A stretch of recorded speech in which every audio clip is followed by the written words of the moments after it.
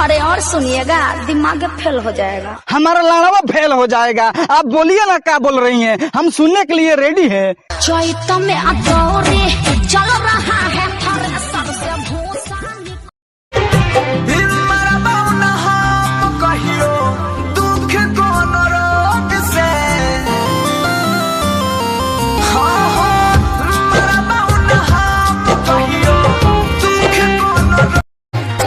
केना के जीवो हम गे तू के जेबी गम गे, केना के जीवो हम गे तू के जेबी गम गे, ये तने बतलाई दे रहबे कौन देश में।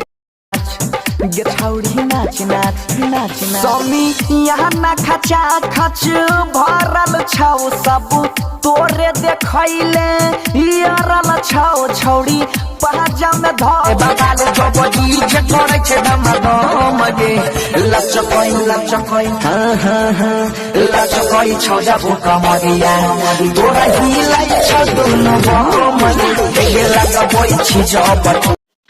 मास्क लगाने का सबसे भयानक फायदा सामने आया है। बेटा और बाप शराब के एक ही लाइन में लगे थे, एक दूसरे को पहचान नहीं पा रहे थे। पीछे वाला भाई तनी बहलूम बढ़ाई।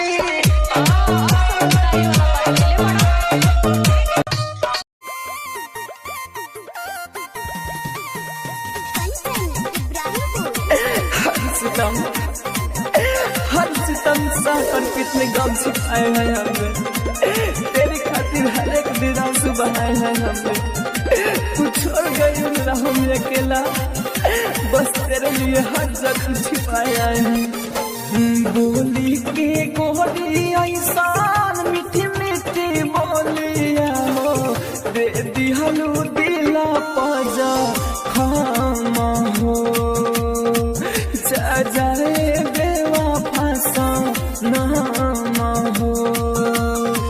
दूसरा के साथ बैठ के गइलू तू डोन। Wrong number. क्या? अरे बोला ना क्या? अरे बोल ना रे, किससे बात करना है तेरे को? किससे बात करना है तेरे को? मेरे बाबू से। अच्छा। मेरे सोना से। ओहो। मेरे जानू से।